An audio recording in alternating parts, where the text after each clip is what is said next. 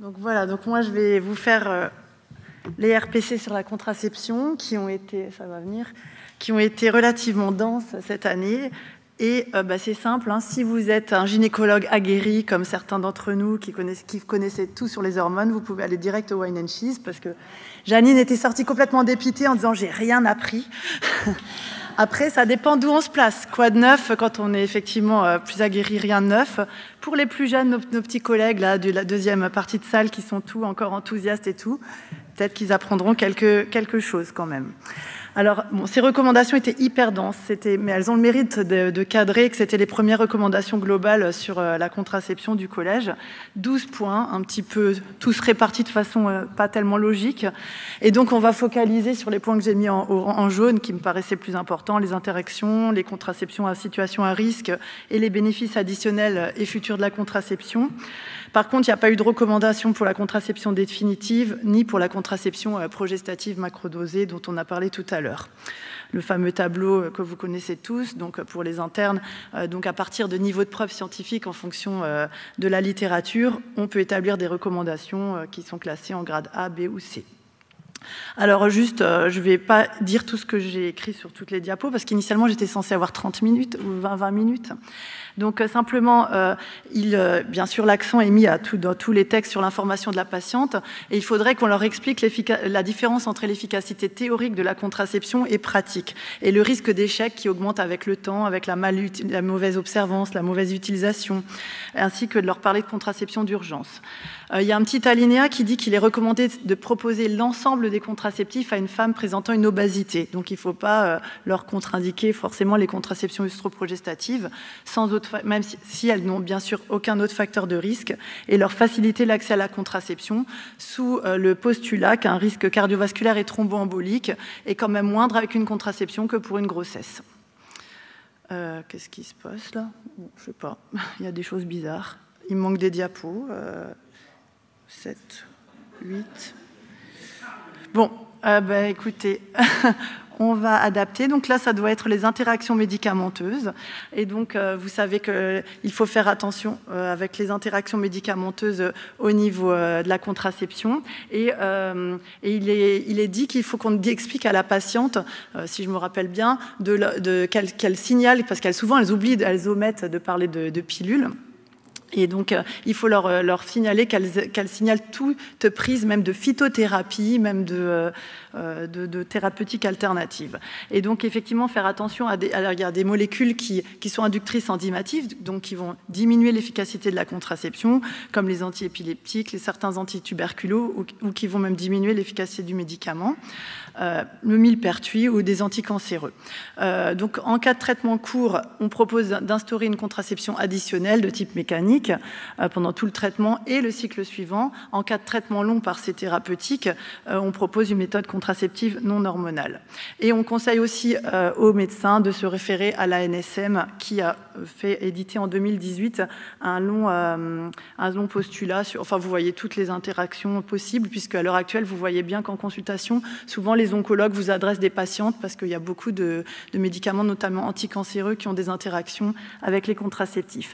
Et certains augmentent la concentration en éthénylestradiol. Donc là, il faut faire vraiment attention au risque si vous avez une contraception déjà relativement dosée en éthénylestradiol, et notamment, par exemple, avec les antifongiques azolés, on n'y pense pas forcément, puisque maintenant, on en donne aussi de plus en plus péros, même dans notre pratique quotidienne.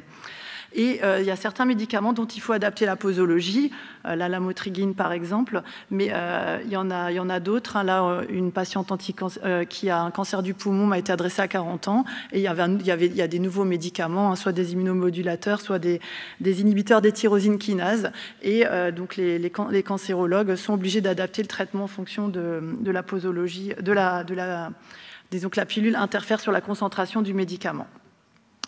Bien sûr, alors ça c'est pour les plus jeunes, les contre-indications AINS avec stérilet au cuivre, elles sont tombées depuis longtemps, et là les recommandations nous l'ont répété. Et donc, souvent les neurologues ou d'autres spécialistes vous adressent aussi des patientes en disant il faut changer de contraception, mais même un traitement chronique n'est pas contre-indiqué avec le stérilet. La consultation, brièvement, alors on rappelle qu'elle doit être structurée, qu'elle doit aboutir vraiment à une prescription personnalisée. Vous savez qu'on est censé faire des questions ouvertes, que ce soit la patiente qui elle-même arrive à son traitement. Il faut bien penser à redire tous les effets indésirables. Et il est recommandé, avec un grade A, d'utiliser un support d'aide à la décision, tel les atlas distribués par les laboratoires, par exemple. Alors, contraception d'urgence, j'ai encore une dia qui a sauté. Il y a peut-être quelque chose d'important dans la contraception d'urgence, c'est pas ce qui est écrit sur la dia, c'est que lévonorgestrel versus ulipristate, et donc il faut faire attention parce que vous savez déjà, bon, chez la femme obèse, plutôt l'UPA parce que il y a 4 fois plus de risque d'échec de la contraception d'urgence pour une femme obèse si vous donnez du lévonorgestrel versus 2 fois plus de risque d'échec par rapport à une femme non obèse pour l'UPA. Mais l'UPA, comme c'est un SPRM, vous savez que si la patiente a déjà une contraception, que vous la donnez en contraception d'urgence, il vaut mieux donner le lévonorgestrel puisque ça va diminuer l'efficacité de sa contraception de base. De même, si vous donnez de l'UPA, parce qu'on nous a tous dit Elawan, ça marche mieux que Norlevo, si vous donnez de l'UPA mais que vous relayez par une contraception standard, il faut que la patiente se protège encore 12 jours par une barrière mécanique.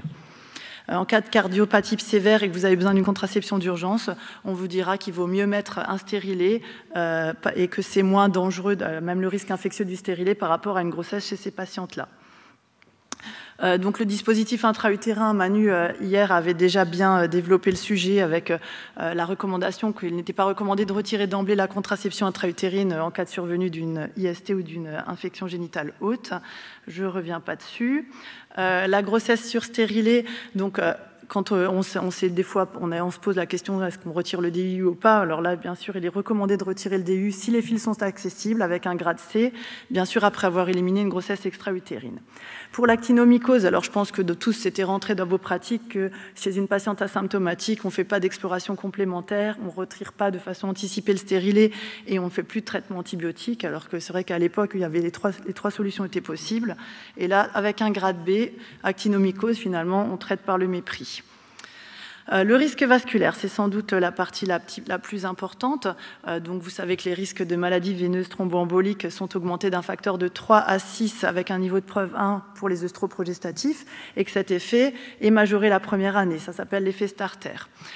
Dans les recommandations, ils ont mis le risque de maladie veineuse thromboembolique au même niveau pour les œstroprogestatifs de 2e génération et le norgestimate qui était classé en 3e génération et qui là est reclassé finalement, alors pas officiellement mais en tout cas avec les recos, en risque comme une 2e génération, ce qui nous soulage pour le traitement des acnés notamment. Par contre, pour le risque artériel vasculaire, ce n'est pas corrélé aux générations d'œstroprogestatifs. Alors, ce tableau, c'est le tableau sans doute le plus important, puisqu'à l'heure actuelle, il est recommandé d'évaluer précisément l'ensemble des facteurs de risque vasculaire et les antécédents familiaux de maladies veineuses thromboemboliques avant toute prescription d'œstroprogestatifs. Bon, c'est un accord professionnel. Alors, par contre, on voit heureusement que l'âge supérieur à 35 ans n'est pas une contre-indication à la contraception œstroprogestative s'il n'y a pas d'autres facteurs de risque vasculaire, de même que le surpoids, l'obésité, et de même que le tabac jusqu'à 15 cigarettes par jour, possible si pas d'autres facteurs de risque vasculaire. Par contre, ce qu'il y a de nouveau, je vais dire, une des rares choses nouvelles, c'est que si un antécédent familial du 1er degré d'infarctus ou d'AVC avant 55 ans chez un homme ou 65 ans chez une femme, c'est une contre-indication donc pour la descendante d'avoir une contraception œstroprogestative. On ne nous propose pas de faire des explorations, des choses comme ça. De même que l'hypertension artérielle est une contre-indication, la dyslipidémie, c'est resté une contre-indication quand elle n'est pas contrôlée. Le diabète non insulino-dépendant est une contre-indication s'il a plus de 20 ans ou s'il y a des complications vasculaires, sinon on peut donner une contraception œstroprogestative. Les migraines avec aura, les migraines simples, c'est possible s'il n'y a pas d'autres facteurs de risque vasculaire. Pour les facteurs de risque veineux, là pareil, âge supérieur à 35 ans, surpoids, obésité, c'est possible d'administrer une contraception œstroprogestative. Par contre, bien sûr, la thrombophilie biologique connue contre-indiquée. Et ce qui est plus restrictif, c'est l'antécédent familial au 1er degré. Donc vous avez votre père ou votre mère qui a fait une maladie veineuse thromboembolique avant 50 ans. C'est contre-indiqué. On ne nous propose pas, ils n'ont pas écrit dans les textes, même si le bilan de thrombophilie est négatif. Donc ça, c'est quand même assez restrictif. Donc pas de bilan de thrombophilie de manière systématique, c'est ce qui est écrit, mais il n'y avait pas de précision par rapport à ces antécédents familiaux, donc je trouve que ça bride un peu la prescription. Alors, en première intention, on prescrit toujours une contraception œstroprogestative avec du lévonorgestrel ou du norgestimate. Ça, c'est ce qu'on faisait depuis 2013, je pense. Bien sûr, s'il y a un événement artériel aigu, on doit interrompre toute contraception hormonale. Pour un événement veineux, on sait qu'il faut interrompre une contraception œstroprogestative, mais on n'a pas de données pour avoir une recommandation par rapport au microproge. Et je crois que, bien sûr, on va tous arrêter toute contraception hormonale aussi en cas d'événement veineux dans le doute. Alors, contraception et cancer, ça aussi, c'est une partie un petit peu plus importante. La contraception œstroprogestative augmente de façon modérée le risque de cancer du sein, avec un niveau de preuve 1, en cours d'utilisation des œstroprogestatifs, mais il diminue après l'arrêt. Donc, une patiente qui aurait pris une pilule pendant 10 ans, elle n'a pas fait de cancer et elle l'arrête, elle n'aura pas plus de risques. Par contre, on doit informer les patientes de tous ces risques carcinologiques et on peut insister, puisqu'à l'heure actuelle, elles sont très méfiantes, que parallèlement à cette augmentation au niveau du cancer du sein, on a quand même une réduction du risque de cancer de l'endomètre, de cancer de l'ovaire, d'hémopathie maligne et de cancer colorectal avec des niveaux de preuve 1 et 2. Pour le stérilet au lévonorgestrel, on a une réduction du risque du cancer de l'endomètre et de l'ovaire, mais c'est qu'un niveau de preuve 3. Donc les données sur les risques carcinologiques sont à donner comme information. Si donc la contraception reste nécessaire chez une patiente cancéreuse en cours de traitement, si elle a une activité sexuelle, bien sûr si elle est immunodéprimée par ces traitements, l'utilisation de préservatifs est recommandée à cause des IST et il faut insérer, si on veut mettre un stérilet, bien sûr après prélèvements vaginaux, c'est un accord professionnel. Bien sûr, toujours faire attention à ces fameux risques d'interaction médicamenteuse, puisqu'avec les anticancéreux, je vous l'ai dit, c'est fréquent. S'il y a des vomissements, privilégier les contraceptions non orales et ne pas cumuler les risques thromboemboliques et peut-être éviter quand même l'utilisation des œstroprogestatifs. Ça, c'est un accord professionnel. Après cancer, vous savez qu'on peut avoir des reprises tardives d'activité ovarienne et donc, chez toute femme non ménopausée, on proposera une contraception systématique, même en cas d'aménorrhée chimio-induite. Donc, bien sûr, dans le cancer du sein, contraception non hormonale. Alors, ils ont fait des alinéas en parlant des cancers de l'endomètre, les rares cancers où on aurait laissé un traitement conservateur. Le stérilet au lévonorgestrel serait possible. Je ne sais pas si on va oser ou pas. Les rares cas de traitement de l'ovaire de tumeurs de l'ovaire avec traitement conservateur, comme des tumeurs borderline ou germinales, les contraceptions hormonales ne sont pas contre-indiquées. Pour la granulosa, on contre-indique que les contraceptions aux œstrogènes. Et puis après, de façon un peu plus anecdotique, il y a des adénocarcinomes mucineux, séreux, endométrieux. Vous voyez que c'est déconseillé, mais ce n'est pas forcément contre-indiqué suivant le grade.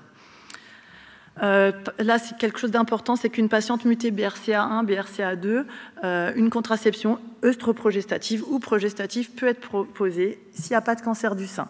Donc, c'est avec un grade A. Donc, ça, effectivement, il y a des patientes qui posent la question. Pour le syndrome de Lynch, pas de contre-indication spécifique. Donc, ensuite, il y avait tout un topo sur la contraception hormonale en pratique. En pratique, bien sûr, Janine et tous nos petits camarades ne vont pas apprendre grand-chose.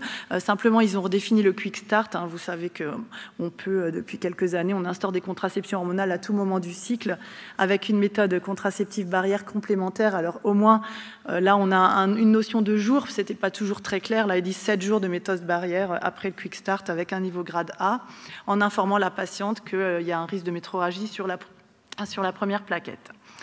Aussi, ce que j'ai trouvé intéressant, c'est que pour les migraines menstruelles de l'intervalle libre, on avait quand même une recommandation avec une dose. Donc, soit on propose un schéma d'administration continue, soit on peut proposer des œstrogènes percutanés fortement dosés, bien sûr en l'absence de contre-indication, avec soit minimum 1,5 mg par jour, soit des patchs à 100 microgrammes par 24 heures. Mais c'est un grade C.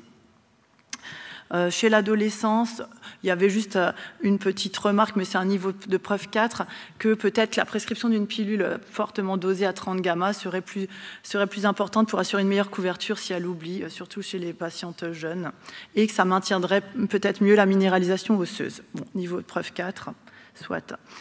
Alors, après 40 ans, bien sûr, une contraception efficace reste nécessaire, bien sûr, en réévaluant le bénéfice-risque de la contraception œstroprogestative par un accord professionnel. C'est-à-dire que c'est vrai qu'en 2013, on a essayé de tout switcher après 35 ans, mais là, on peut quand même continuer la contraception œstroprogestative. Bien sûr, en première intention, on préfère proposer la microprogestative. Alors, pour le stérilet au cuivre, il peut être laissé en place jusqu'à la ménopause s'il est posé après 40 ans. Donc, a priori, sans notion de durée. Donc, on peut estimer que même si elle a la ménopause qu'à 52 ans, parce qu'avant, on avait comme notion 10 ans pour un cuivre, 7 ans pour un hormonal. Là, on ne nous met pas de barrière de durée. Le stérilet hormonal, lui, peut être laissé en place jusqu'à la ménopause quand on l'a posé à partir de 45 ans. Sachant qu'il peut avoir un bénéfice à la période ménopausique si vous l'associez avec des œstrogènes percutanés. Le laisser un petit peu plus longtemps, le temps des bouffées de chaleur. Après 50 ans, bien sûr, contraception non hormonale, qu'on poursuit jusqu'à 1 an d'aménorrhée. On arrête toute contraception œstroprogestative et si la patiente n'est toujours pas ménopausée, on laisse des microprogestatifs. On ne fait pas de dosage hormonaux sous contraceptif hormonal, ça je pense que vous le savez tous. Et puis on propose de faire à la patiente, si elle veut savoir si elle est ménopausée, de faire une fenêtre thérapeutique en y ajoutant une méthode barrière. Alors, les bénéfices additionnels de la contraception, peut-être que, effectivement, c'est important aussi à en parler aux patientes. Donc, comme je vous ai dit, il y avait l'histoire des cancers. Donc, toujours recommandé de donner l'information de l'impact protecteur vis-à-vis du cancer de l'endomètre, de l'ovaire et du côlon. Et vous voyez que, ces RPC étaient un peu brouillonnes parce que on passe d'un sujet à l'autre et on revient un petit peu sur les mêmes choses, mais que le cancer de l'endomètre, le risque relatif sous contraception œstroprogestative est significativement diminué à 0,76. Cancer de l'ovaire 0,73 et c'est corrélé à la durée d'utilisation. Et la persistance de cette protection vis-à-vis de ces cancers-là persisterait plus de 30 ans après l'arrêt. Donc les bénéfices additionnels sur les troubles du cycle, mais ça en consultation de tous les jours, on le dit, de l'endométriose douloureuse, donc toujours les œstroprogestatifs sont toujours le traitement de première intention avec un grade B. Ce que j'ai appris, c'est que ce que je ne savais pas, peut-être que vous le saviez, que en ce qui concernait la polyarthrite rhumatoïde, une contraception œstroprogestative d'au moins 7 ans diminuait d'environ 20% l'incidence de la polyarthrite rhumatoïde. Bon, soit. L'acné, donc, c'est pas qu'on recommandait de prescrire en première intention si la patiente n'a pas besoin d'un contraceptif, la pilule. En ce qui concerne les contraceptions progestatives pures, leur indication dans l'endométriose douloureuse en deuxième intention. En ce qui concerne le stérilet au lévonorgestrel, c'est quand même le stérilet hormonal qui apporte le plus de bénéfices en termes de qualité de vie et le moins de complications pour le traitement des ménorrhagies et des dysménorrhées. Pour l'endométriose douloureuse, il est recommandé en post-opératoire en première intention, au même titre que la contraception orale avec un grade B. Le stérilet au cuivre, donc il y aurait une diminution significative du risque de cancer du col et de l'utérus avec un niveau de preuve 2, mais le mécanisme ne peut pas être précisé dans la littérature, donc on ne peut pas faire de recommandation par rapport à ce bénéfice potentiel du stérilet au cuivre. Voilà, donc j'ai tracé pour que vous puissiez aller vous manger. Puis je crois que Janine, toujours rien, toujours pas de... Non. Et bon, écoutez, en tout cas, le mérite de ces recommandations, c'est qu'elles ont permis de mettre un cadre, de refaire le point sur l'information et le choix de la patiente, et de parler de ces bénéfices additionnels qui sont quand même importants, peut-être pour les convaincre, parce qu'à l'heure actuelle, les patientes viennent toutes, elles veulent le combo des stérilés au cuivre et cup. Et voilà. Oui.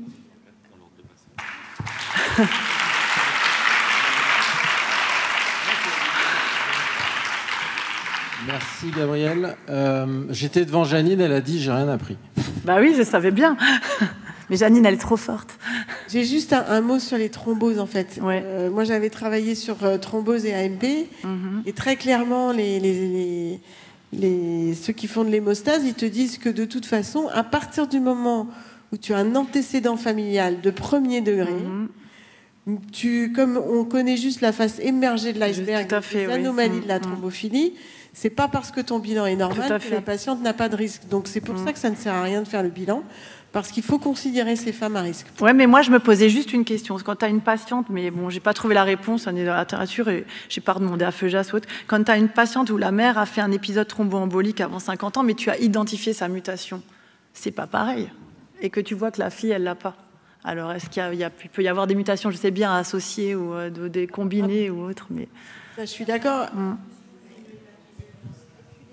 Et après, si tu as des phlébites sous plâtre, ils ont fait une différence entre la phlébite... Non, justement. Oui, mais ça, je pense que comme il y a un facteur prédisposant, c'est peut-être encore différent. Mais non, ils ont mis juste la notion d'âge, parce que du coup, j'ai fouillé. Alors, il faut savoir quand même, ces RPC, elles font 48 pages versus 15 pages pour en traitement en version courte versus 15 pages pour les inspections génitales hautes non, versus 15 pages pour les RPM. Non, mais c'est pour dire qu'ils ont réussi à diluer le truc, mais malgré tout, tu trouves quand même pas toutes les infos essentielles. Et même dans le traitement, dans le texte long et la littérature, je sais pas. Donc ils ont juste mis la notion d'âge, donc ça bloque quand même un petit peu les choses. J'étais surpris de la mention qu'il fallait continuer la pilule encore après 50 ans. Ouais. Non, donc ça risque... Moi aussi, j'avais compris, alors la première fois quand j'étais au RPC, j'avais compris, c'est bon, à 50 ans, on arrête tout. Mais en fait, en relisant le truc, j'avais discuté une fois avec Gabriel André. Moi, j'avais compris qu'on arrêtait tout à 5 ans. Contraception, il m'avait dit 51. Donc du coup, 51. 51. Il n'y a plus de grossesse à 52 ans, je crois, déclarée en France. Donc... Ouais. Mais maintenant, effectivement, d'après les recours, il faudrait continuer. Moi aussi, moi, il n'y a plus de grossesse. Mais en pratique, je ne le fais pas. À la déclaration. On leur dit que c'est quand même rare. Ouais. Encore une question, Mathieu, ouais. Mathieu, tu ne veux pas te mettre devant, là, parce que il est tard, là, on est obligé d'arriver jusqu'à toi. Juste pour l'endocardite infectieuse, j'ai eu des retours de cardio qui me disaient qu'il n'y avait plus de contre-indication au stérilet sur les cardiopathies. Écoute, moi aussi, pareil, mais j'ai pas... je veux dire, là, c'est pas du tout précisé dans les RPC sur le stérilet. Mais bon, l'endocardite, maintenant, tu fais plus d'antibioprophylaxie non plus. Enfin, sauf c'est sur les valves. C'est vraiment que les valves qui sont des contre-indications. Donc, ça, et on n'en parle plus. Donc, je pense qu'on pourrait, pour les valvulopathies, en tout cas, a priori, on peut mettre... une valvulopathie pas sévère sans valve mécanique, tu pourrais mettre un stérilet. Tu peux mettre un stérilet, c'est sûr même. Tu as réussi à nous faire le coup du chariot de diapo qui est tombé, alors que c'est un ordi. Ouais, je sais pas comment j'ai fait, mais j'ai perdu 2 dias. Moi, j'ai fait 8 transferts, je sais pas. Richard, on disait que c'était l'effet Gérard Kirzek. Ah, peut-être. Bon, en tout cas, merci beaucoup. Merci.